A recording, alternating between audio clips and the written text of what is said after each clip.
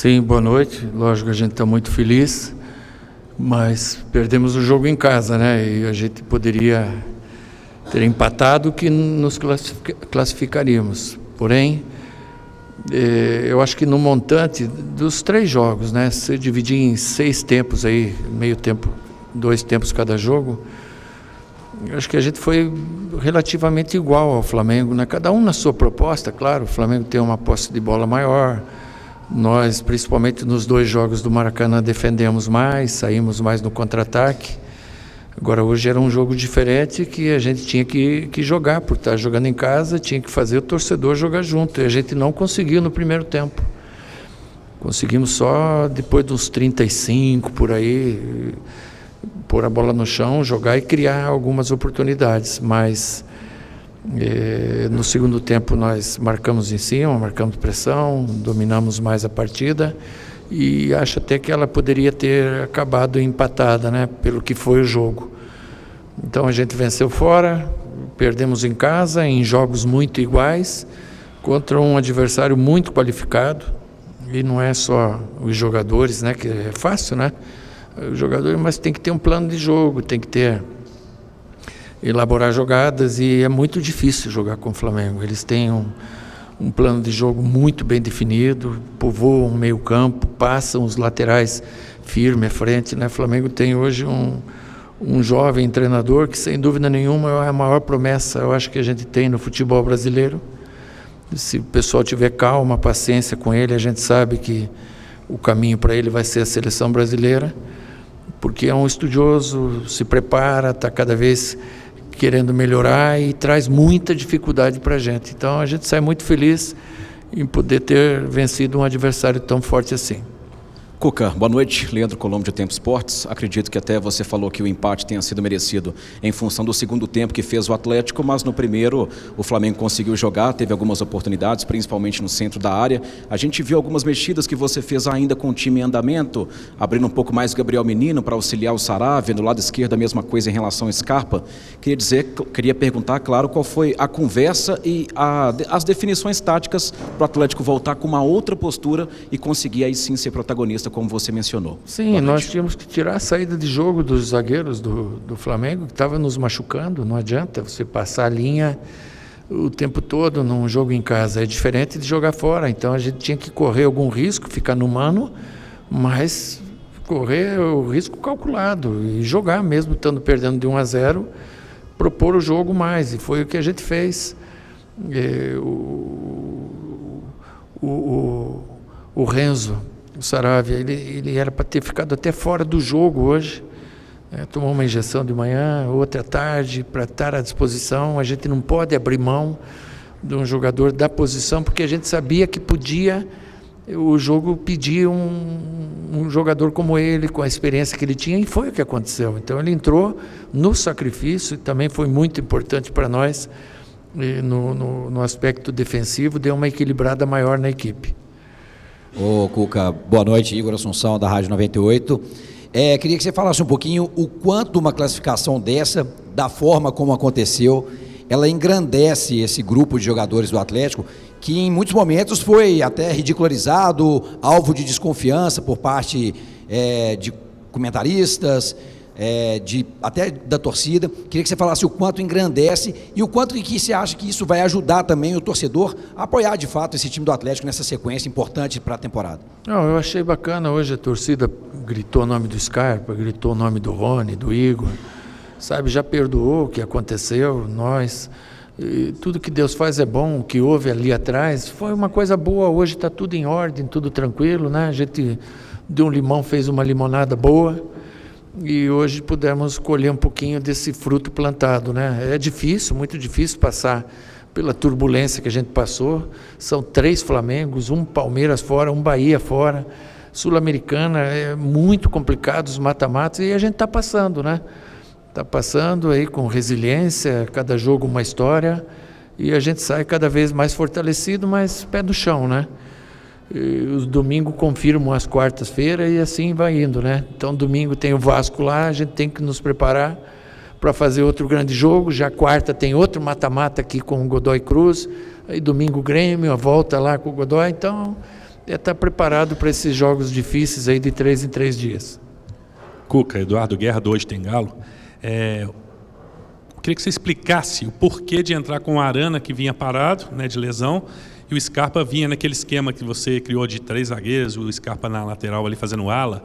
Estava jogando muito bem. Qual era o seu objetivo com essa mudança de entrar com o Arana e não com o Scarpa, que vinha dando certo e no segundo tempo até melhorou o time, na minha opinião? O que é o seu objetivo? Nós, não tenha dúvida, eu estou ali o dia todo, né? Lógico que eu não vou discutir com vocês a opinião, eu respeito muito, mas eu estou ali o dia todo, eu tenho por obrigação de entender o que é melhor para nós. E com o Arana a gente fica mais fortalecido, é um jogador da posição, é um jogador que vai te dar o que um lateral dá, não é um improviso, né? E você tendo esse tipo de jogador a nível seleção 100% como ele estava, você tem que utilizá-lo até onde ele aguentar.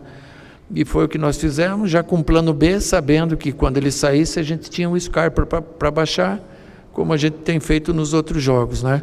Então está dentro do processo, porque se eu começo com o Scarpa e depois ponho o Arana, a gente não tem a certeza que ele vai se adaptar ao jogo. O jogador entrando desde o primeiro minuto, a adaptação dele é mais fácil, né? Foi o que a gente pensou com o Arana. Ele é muito importante para nós, pode ter certeza. Cuca, boa noite, parabéns pela vitória. Eu queria que você falasse da diferença de opções que você tem hoje no banco, né? Então, hoje no segundo tempo, você conseguiu colocar Alexander, Biel, o próprio Igor Gomes.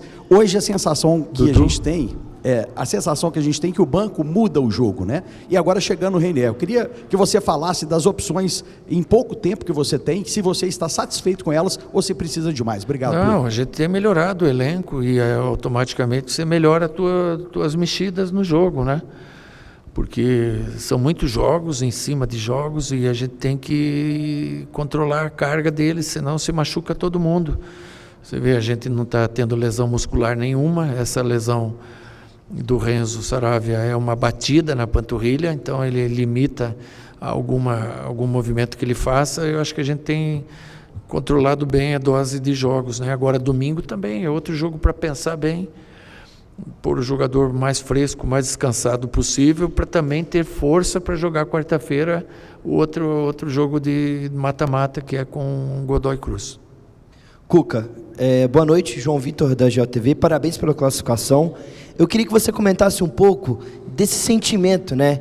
Você chegou aqui com a calça molhada ali no joelho, imagino de ajoelhar no gramado, foi recepcionado também pela sua família, mãe, filha, netos. Eu queria entender um pouco desse sentimento, como que fica dentro e fora de campo, né? Dentro e fora do vestiário, depois de uma classificação tão sofrida contra o nosso rival.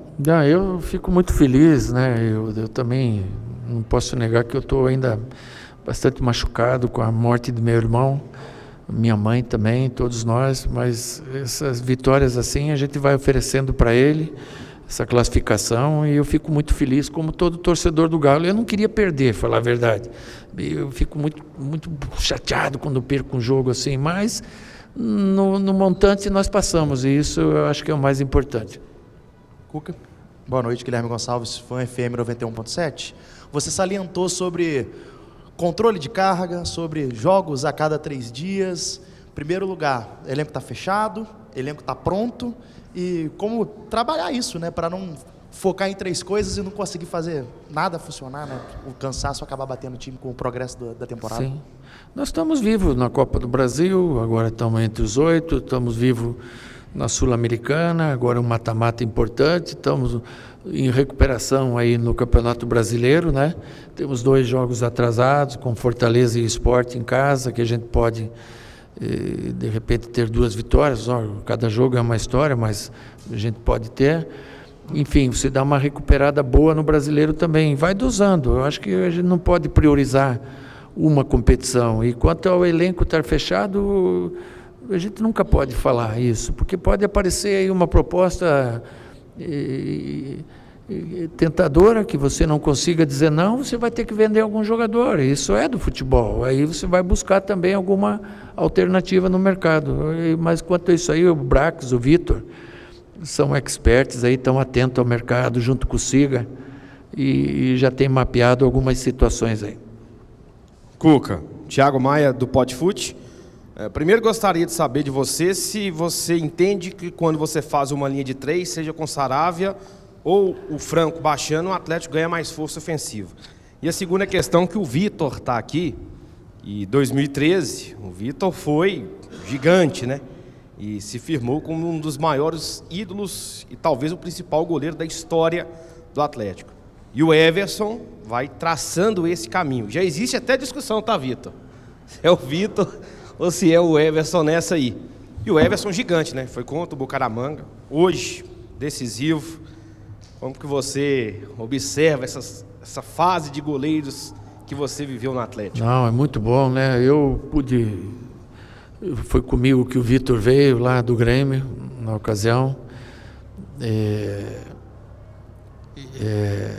Uma grande pessoa, acima de tudo, um grande goleiro. Vocês viram contra o Bragantino, o goleiro do Bragantino elogiá-lo, que mesmo ele estando na reserva do menino, ele apoiou o Cleiton, né?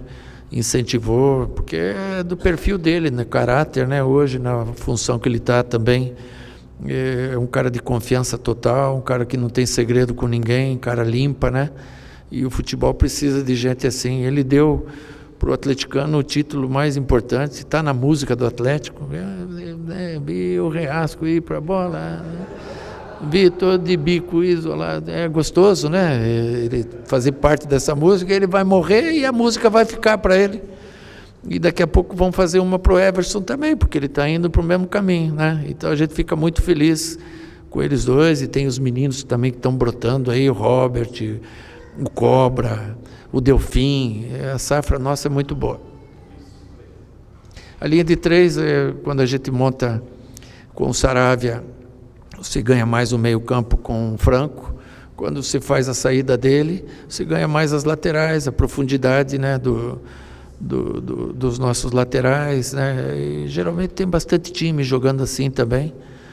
E não é muito bom ficar falando, que com certeza os outros treinadores vão ver, eu vi, e daí ele já sabe o que a gente faz também. Cuca, João Miguel do canal Bica Galo, eu queria te perguntar como que você e a sua comissão técnica fazem para manter a concentração, a resiliência dos jogadores, né? A gente viu aí 2 disputas de pênalti nas últimas 2 semanas. Como que vocês trabalham isso daí? O pessoal hoje eles queriam uma folguinha amanhã, e eram de dar uma folga amanhã, né? Tudo que eles vêm fazendo e viajando em cima, mas não dá para dar, a gente tem que trabalhar. Então amanhã cedo a gente está lá trabalhando, e é assim que tem que ser. Às vezes ficam bravos com a gente, mas é o melhor para a gente, não adianta. Domingos tem que provar a quarta-feira, e a gente tem que trabalhar firme, forte, eles entendem, são bacanas, né? E amanhã a gente já está firme, e é assim que a gente faz, vamos trabalhar eles fisicamente, recuperar os que tem que recuperar, treinar quem tem que treinar e nos aprontar para domingo fazer um jogo bom. É outro jogo duro, o Vasco está mais embaixo, precisa vencer também, vai ser outro jogo muito difícil lá em São Januário. Obrigado, gente. Valeu, obrigado.